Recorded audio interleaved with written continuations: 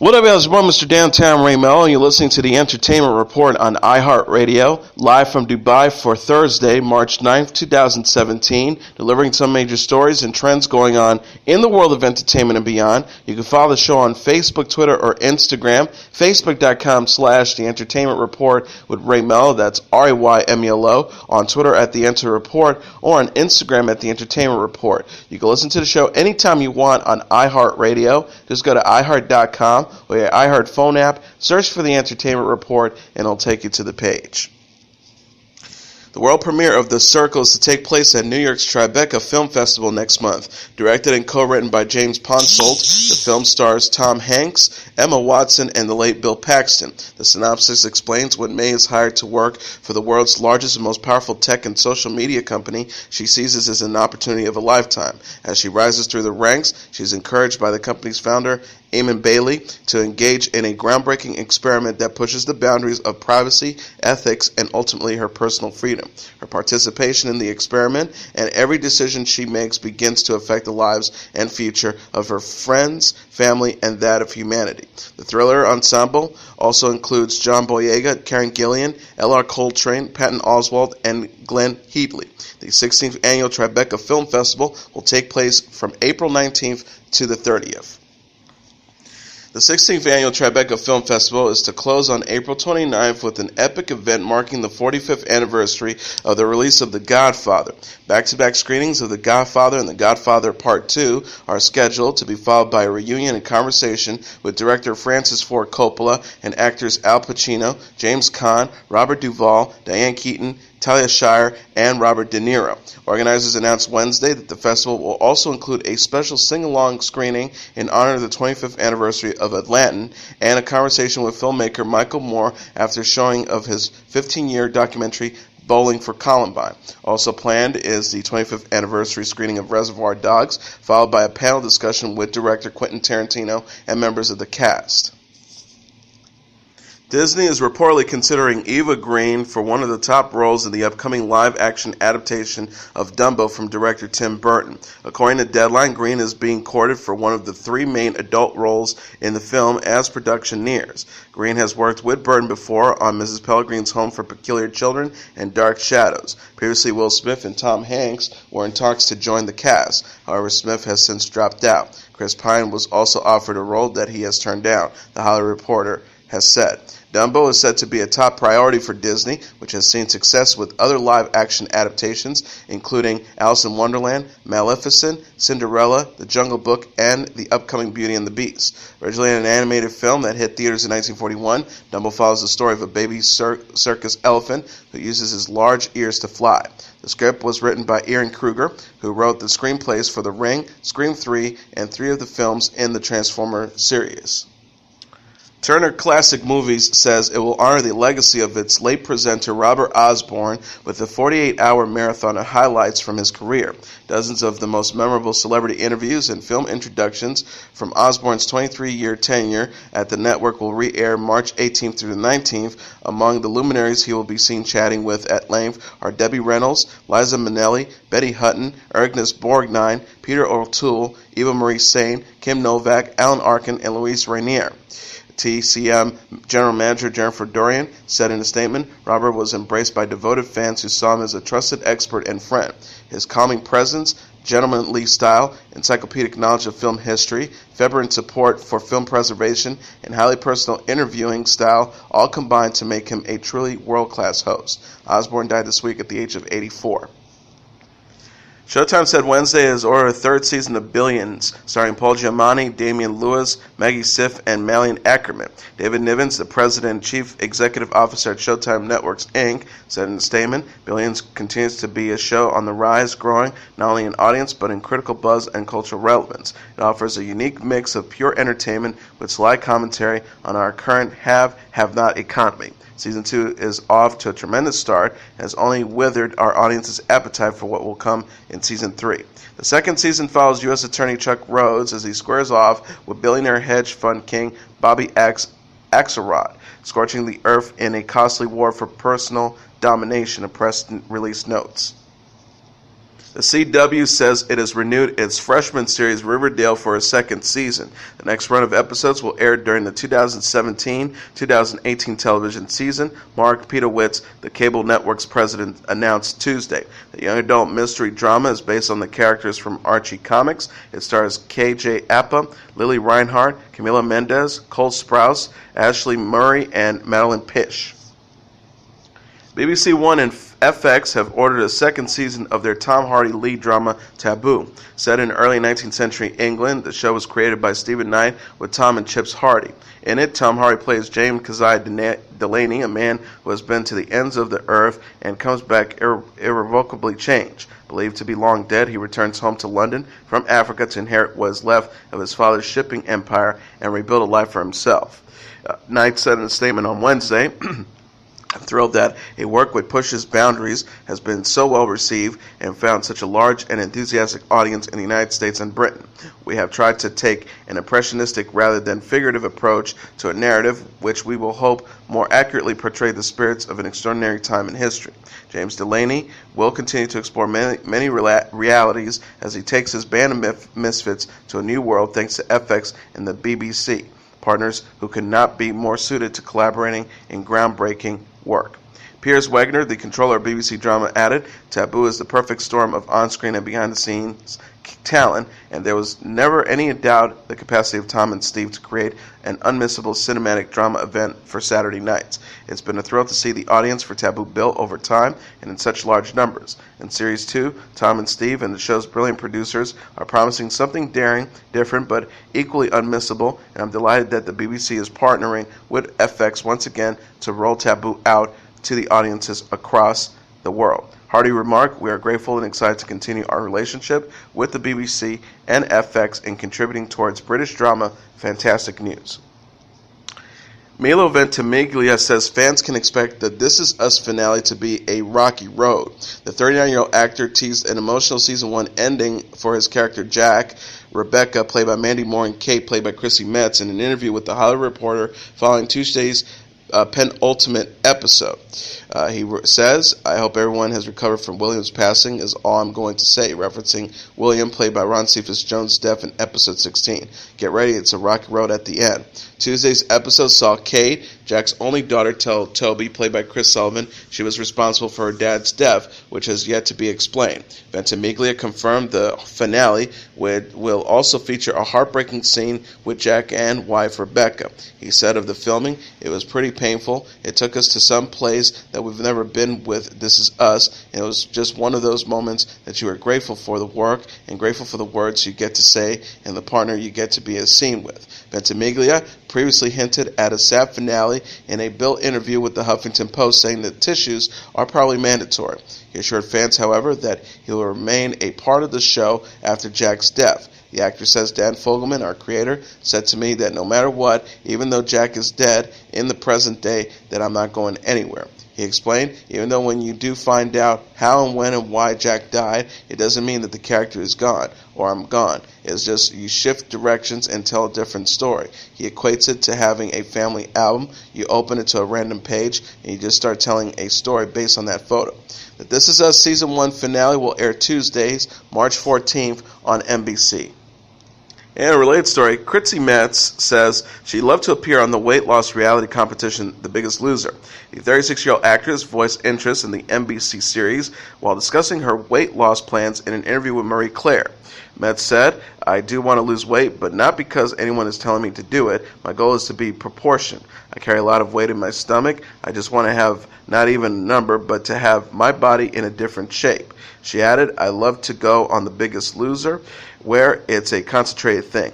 My father is a big guy. He's had a quadruple bypass surgery, and that's scary. Those are real things that happen in families with overweight people, and I don't want that. Metz plays Kate Pearson, a personal assistant struggling to lose weight on the NBC drama This Is Us. She denied she's required to shed a certain amount of pounds for the show, which will air its Season 1 finale March 14th. The star asserted nothing is mandated. It's not like if you sign this contract, you have to do this. We haven't even talked about an actual number with Kate. The This Is Us star previously denied she will undergo gastric bypass surgery, which Kate considered on the series. She She told People in February that she wants, quote, to have a fit, healthy body, but has ruled out surgery at this time. English actor Jim Broadbent says he will play an archmaester on Game of Thrones. The 67-year-old star spilled details in an interview with Screen Crush about his upcoming role in the HBO show's 7th season. He says, I'm a master, an archmaster. I'm an old professor character. I did 5 episodes. I did sort of one major scene in each episode.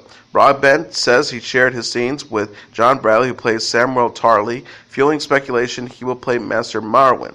Season 6 left off with Sam arriving at the Citadel in Old Town where Marwyn resides. Game of Thrones is based on the Song of Ice and Fire book series by George R.R. Martin, with Marwyn appearing in the 4th novel, A Feast for Crows. Liam Cunningham, who portrayed Sir Davos Seaworth, told The Independent in February that the series will return in July. The 55-year-old Irish actor said, I've been disappointing various fans around the world because it was meant to come out in April. It's July now, I think. He confirmed there's going to be a launch and something special happening this year for the premiere. The bad news is there will be only 7 episodes. Broadbent is known for playing Harold Zagler in Moulin Rouge and Professor Slughorn in the Harry Potter movies. He will also star in Black 47 with Hugo Weaving and Paddington 2 with Hugh Grant.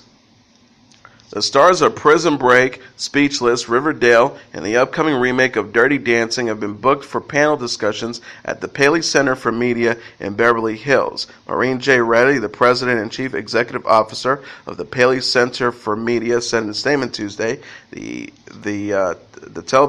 programming selected for our PaleyLive events represents the best television has to offer and tackles today's most compelling themes and issues. The program in our PaleyLive spring season runs the gamut from thriller to mystery, from romance to the challenges facing a special needs family. Each one promises to sparkle the entertaining and informative conversations that have made PaleyLive programs the premier experience for both the public and industry professionals. Expected to participate in the events are Wentworth Miller, Dominic Purcell, Sarah Wayne Callies, and Robert Kepner from Prison Break, KJ Apa, Lily Reinhart, Camila Mendez, Madeline Peach, and Marisol Nichols from Riverdale, Minnie Driver, John Ross Bowie, Mason Cook, Mika Fowler, Kia Kennedy, and Cedric Yarborough from Speechless, and Abigail Breslin, Bruce Greenwood, Nicole Scherzinger, Colt Pratis, and Katie Segal from Dirty Dancing. Irish stand-up comedian Kevin McGahern is to host the docuseries Weird America. The show is to debut on the Travel Channel March 18th. McGahern, the former star of Republic of Telly, said in a statement Tuesday, I grew up on American movies, and making the show has let me see the country's wild attractions and eccentric characters firsthand. It really made an impression because in Ireland, wild and eccentric means you walk your cat on a leash and say no to alcohol. Courtney White, the senior vice president of programming for the channel, says, we can't wait for viewers to meet Kevin. We think our audiences will fall in love with his thirst for fun, love of offbeat discovery, and wide-eyed enthusiasm for America's quirky's best. Eliza Dushku says she stayed sober as a commitment to herself. The 36-year-old actress discussed her past struggles with alcohol and drugs Tuesday at a youth summit on opiate awareness in Manchester, New Hampshire. Dushku confessed something a lot of people don't know about me is I'm an alcoholic and I was a drug addict for a lot of years. You heard people say I am that because I am that and I'm always going to be that, but the difference between me and an alcohol or a drug addict that still drinks and does drugs is that I'm sober. She said, it's been eight and a half years. Using was fun and I loved it until it wasn't. Drugs didn't love me. They didn't love my family. They definitely didn't love my friends that died. I had a lot of friends that are dead. The star admitted I'm a good person, but when I did drugs and I drank, I didn't make good decisions. I got sober for my family, but today I'm sober for me and I'm sober for you. Drugs and alcohol are powerful, but we're powerful. The Buffy the Vampire Slayer and Dollhouse alum previously addressed her addiction issues in an interview with the Chicago Tribune in 2009. She said at the time that she had transformed her life by stop drinking. The star shared, I followed the 12-step program, and I've had the best years of my life recently. I just know that now I don't drink, and I feel better physically and emotionally and spiritually. Dushku is known for playing Faith on Buffy the Vampire Slayer, True on True Calling, and Echo on Dollhouse. She has since appeared on the series Leap Year and Banshee. Scarlett Johansson and Romain Dauriac are officially headed for divorce. The Ghost in the Shell star moved ahead with ending their 2-year marriage Tuesday. In January, sources revealed the couple separated over the summer. Johansson's attorney, Judith Poller, served the divorce papers to Dauriac's lawyer, Harold Mayerson, Page 6 reported. The actress asked the judge to grant her primary custody of their 3-year-old daughter, Rose. Mayerson said Dauriac will fight the request. The lawyer says he would like to move to France with his daughter. Ms. Johansson does a lot of traveling. Johansson and Dauriac, a French journalist, went public with their relationship in November of 2012 and announced they were engaged in September 2013. The private couple secretly tied the knot in October 2014. Time Warner's Turner and Warner Bros. Says that they are teaming up to launch a Boomerang video subscription service in the spring. This will be the first time the two companies offer the Hanna-Barbera, Looney Tunes, and MGM animation libraries on a streaming platform. Among the properties that will be available soon are Scooby-Doo, Tom and Jerry, Bugs Bunny, The Jetsons, and The Flintstones. The service will be ad-free and available domestically on web, iOS, and Android devices for $4.99 per month or $39.99 annually. It will later expand to several more platforms, including Amazon, Roku, and Apple TV. Christina Miller, the president of Turner's Cartoon Network, Boomerang, and Adult Swim, said in a statement, "Boomerang is a beloved brand that has always had multi-generational appeal and some of the greatest animated shows ever created. On our ongoing partnership with Warner Bros. Around this new premium service continues our strategy of making sure our fans are engaged with fresh and fun content whenever and wherever they want it." Craig Huggins, the president of business and strategy at Warner Bros. Television Group and president of Warner Bros. Digital Network, says, "We're bringing the best new and classic characters to kids, families, and animation fans so they can now watch their favorites anywhere, anytime, on any screen. It's a whole new way to access Warner Bros.' storied legacy of laughs." Joe Manganiello says he wrote wife Sofia Vergara a 40-page book for their first anniversary. The 40-year-old actor discussed the sweet gesture and other details about his romance with the 44-year-old actress in the April issue of Cosmopolitan UK. He said when asked about the most romantic thing he's ever done for Vergara, I wrote her a book as a gift for our anniversary. It was about how we met, as well as our courting, and it was about 40 pages long. Manganiello and Vergara married in Palm Beach, Florida in November 2015 after whirlwind courtship. The couple started dating in mid-2014, which the actor recalled the interview, and got engaged the same Christmas. He says, "I was on a press tour when I found out Sofia was single after a split from Nick Lowe. My friend is an editor and told me she was about to make the announcement. I got her number from Modern Family co-star Jesse Tyler Ferguson and flew to New Orleans to take her on a date." Manganiello says, "Sofia and I have always put each other's well-being first. That's how I knew she was the one." The Magic Mike 2 actor had shared similar sentiments about Vergara in the March issue of Hola USA. He acknowledged he and the Colombian-born actress got married very fast, but said they're completely compatible. The star said, "We realized very early on that we had to put the person's happiness and well-being ahead of our own. Once you realize that kind of trust has manifested, you hang on for dear life, or in my case, you go and buy a ring." Lance Armstrong talked about his former relationship with Sheryl Crow recently during an interview on the Howard Stern show. The cyclist shared, "It was a good ride. She's a great lady. Obviously it didn't work out, but I think and I hope she's happy. I'm happy." He recalled at the 2005 Grammy Awards show, "I watched the Grammys the other day, and we were like presenters at the Grammys when the couple presented the Record of the Year in 2005. At the time, I was like, I've got to do what?" Armstrong also discussed the difficulty in being in a highly publicized relationship, noting, "It's tough to pull it off. I mean, how many couples have been able to pull it off?" He continued, to her credit, she was a stay-at-home, one of the biggest rock stars, but she was a great partner. She was at the races. I wasn't like we've never seen each other.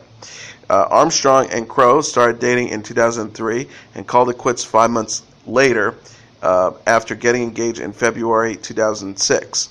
In his book, Lance, Armstrong wrote that the relationship ended because he wasn't ready to have more kids. Armstrong wrote, "She wanted marriage, she wanted children, and not that I didn't want that, but I didn't want that at the time because I had just gotten out of a marriage, I just had a kid. Yet we're up against her biological clock. That pressure is what cracked it." Lily Collins forgives her dad Phil Collins in an emotional chapter in her first book. The 27-year-old actress addressed her estranged relationship with the 66-year-old singer in an open letter in Unfiltered, No Shame, No Regrets, Just Me. Lily Collins wrote, "We all make choices, and although I don't excuse some of yours, at the end of the day, we can't rewrite the past. I'm learning how to accept your actions and vocalize how they made me feel. I accept and honor the sadness and anger I felt towards the thing you did or didn't do, did or didn't give me." She added, "I forgive you for not always being there when I needed and for not being the dad I expected. I forgive the mistakes you made, and although it may seem like it's too late, it's not. There's still so much time to move forward." Lily Collins is the daughter of Phil Collins and his second wife Jill Taubman, who divorced in 1996. The singer subsequently moved from Britain to Switzerland, which Lily Collins said had a harmful effect on her. She shared, "Because my dad was often gone, I never wanted to do anything that would make him stay away even longer. I became extra careful about what I said and how I said it, afraid he'd think I was angry or didn't love him. And the truth is, I was angry. I missed him, and I wanted him there." The star says, "I realized that many of my deepest insecurities stem from these issues with my dad. It's taken me over a decade to resolve some of them, others I'm still resolving, and to finally build up to the courage to speak my mind to him." The Okja actress also said her dad's divorce from third wife Oraine Kilvey fueled her one-time eating disorder. She had discussed her struggle with anorexia in an interview with IMDb Studio in January while promoting her film To the Bone. The star said, "This was definitely a more dramatic role for me. I suffered with eating disorders when I was a teenager as well. It did require a different set of emotional skills to kind of go back in time for me." Music mogul Sean Jay-Z Carter and film studio head Harvey Weinstein are confirmed for Wednesday's Time and Punishment, a town hall discussion. Also taking place in the New York City event, which will air live on Spike TV, will be Kalief Browder's family and lawyers, as well as prominent civil rights activists. The talk will lead into the second episode of the cable network's six-part docuseries Time, the Kalief Browder Story.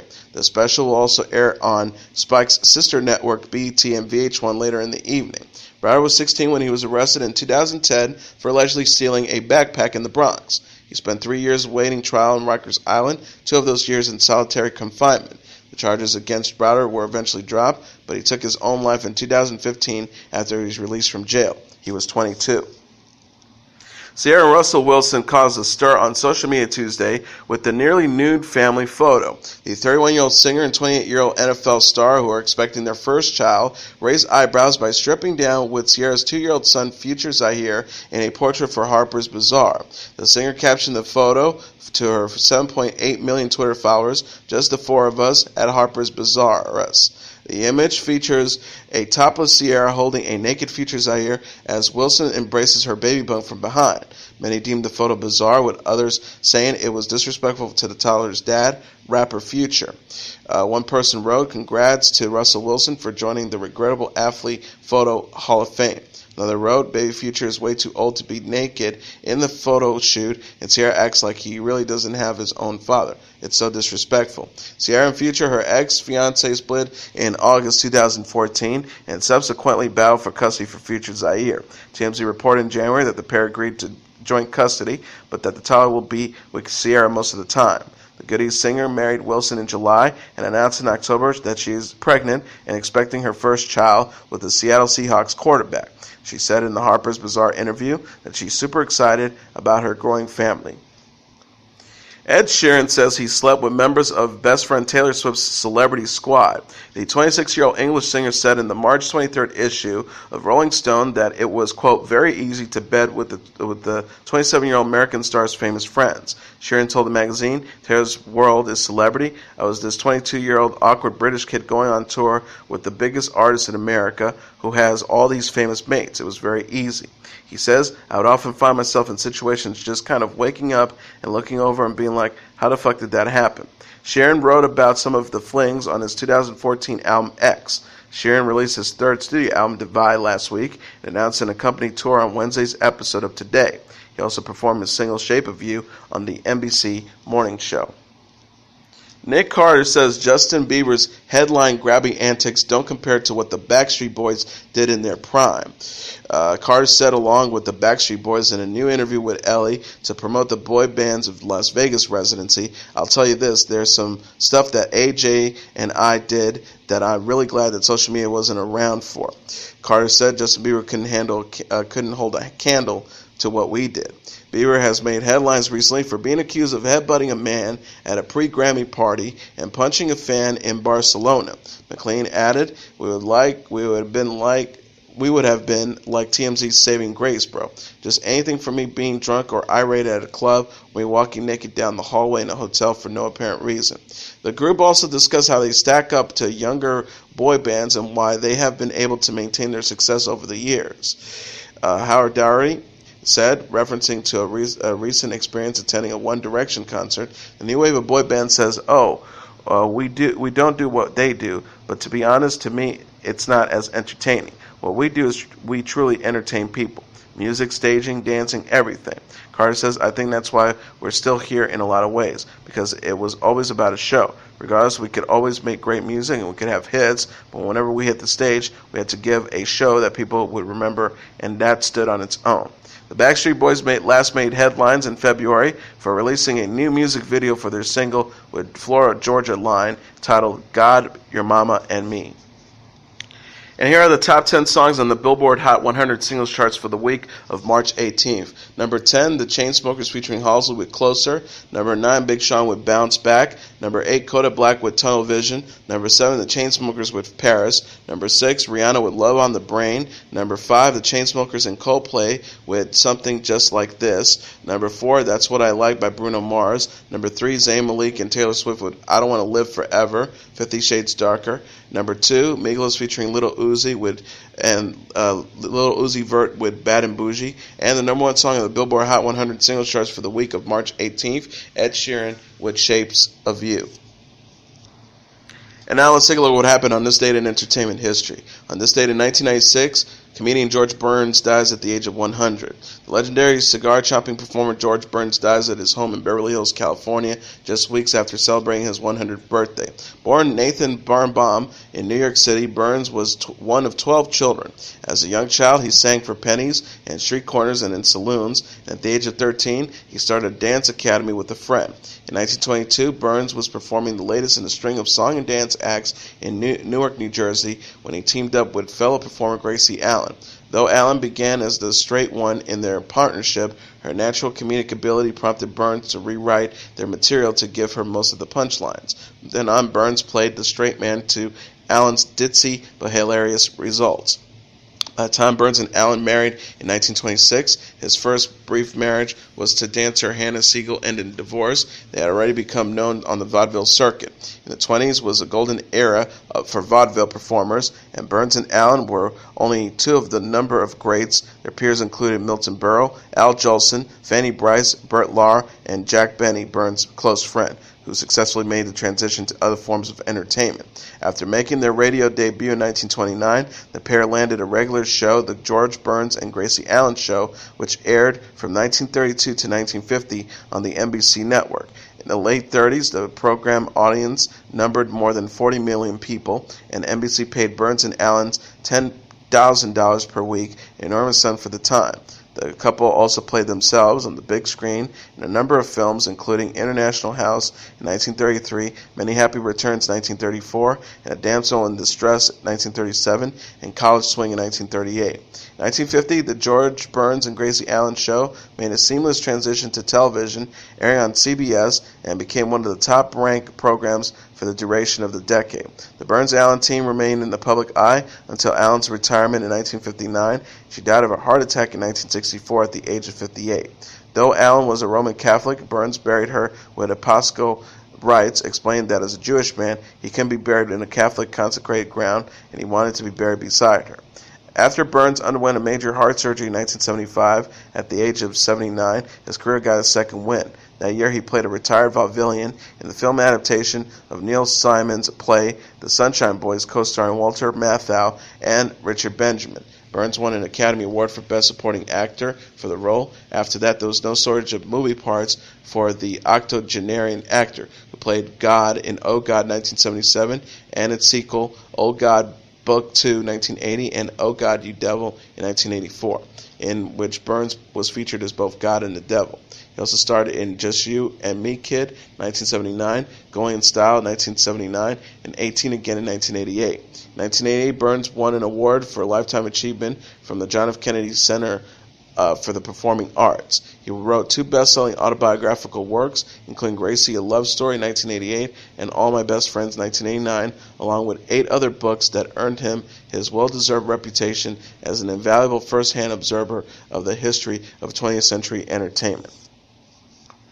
Also on this date in 1997, Christopher Wallace, a.k.a. the Notorious B.I.G., is killed in Los Angeles. If all publicity is good publicity, then New York-based Bad Boy Entertainment and Los Angeles-based Death Row Records got better publicity than they ever could, having purchased as a result of the feud that broke out between the two companies in the mid-1990s. As the artists associated with the two hip-hop record labels traded taunts and insults on their records and on stage, the hip-hop press covered every twist and turn, and soon the mainstream media were breathlessly declaring a so-called bi-coastal rap war. The rivalry was incredibly good for business. It propelled Sean Puffy Combs' Bad Boy Entertainment and Marion Chick Knight's Death Row Records into the spotlight, selling millions upon millions of both label records in the process.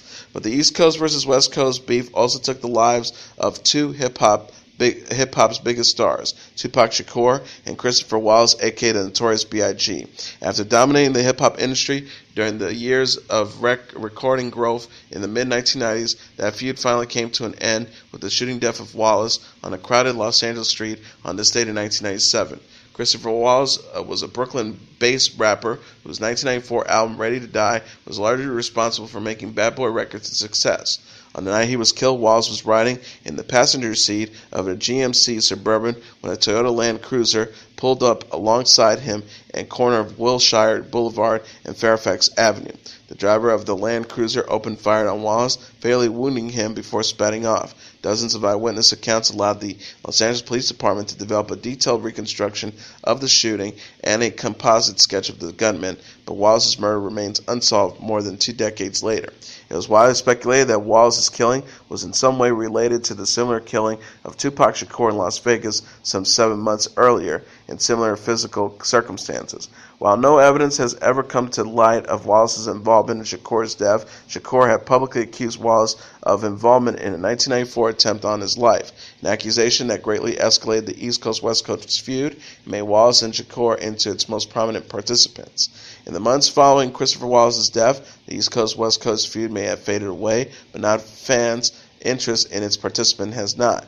Wallace's second and most successful studio album, Life After Death, was released less than 3 weeks after he died, and new material by both the Tupac Shakur and Notorious B.I.G. continues to be released posthumously more than 10 years after both artists' passing.